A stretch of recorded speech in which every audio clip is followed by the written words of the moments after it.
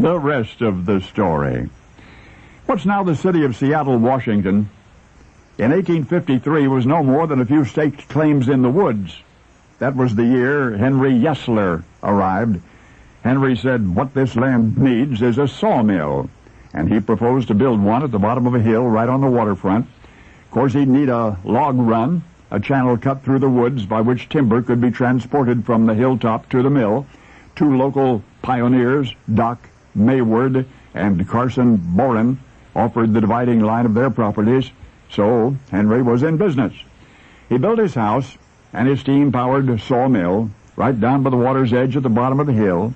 He cut an access route from the mill to the hilltop, right on his neighbor's property line.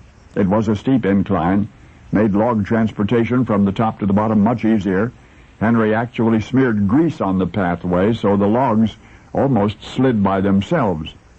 Nobody remembers precisely when Henry stopped using the log slide, about 1870, I would think. Thereafter it became Mill Street, and then Yesler Way, in honor of town miller Henry Yesler, who contributed so much to the city's economy. Lumber remained Seattle's principal source of income.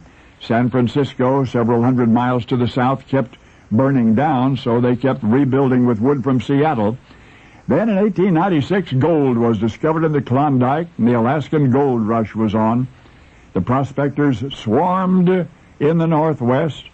The Alaskan gold rush was unprecedented. Money poured into Seattle. Yesler Way, once a slide for mill-bound logs, bustled as never before. There has always been something a little risque about Yesler Way. Even back in the 1860s, when the logs were still descending the hill on their bellies, there was a boarding house near the bottom where the street sign said, Madam Damnable. Seattle's turn-of-the-century gold wealth added glitter to the naughty, bawdy backdrop. Problem was, Seattle overbuilt in its prosperity delirium, and when the bottom dropped out of the economy a decade later, when the Depression swept the city, it left a lot of empty buildings and a lot of broken dreams on Yesler Way. Seattle had been all dressed up. Now suddenly there was no place to go, and Yesler Way reflected the desolation as no other street in the city. The down-and-outers still sleep in doorways there, still do, still shuttle the unswept sidewalks beneath the signs that read, Condemned.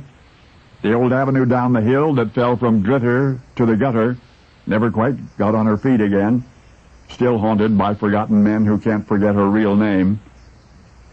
For the Yesler Way of yesterday was Mill Street, named because it led to Henry Yesler's mill. But before that it was named something else, in reference to the sliding logs that comprised its original traffic. Today, it's Yesler Way, just another boulevard of broken dreams. And yet way back when, in the pioneer days, that downhill log run pathway had a name by which 1,000 slum streets in 1,000 cities would someday be called. You see, Yesler Way, the greased path down which the logs once skidded on their way to Yesler's mill, was our nation's first, was the original Skid Road. Skid Road. Now you know the rest of the story.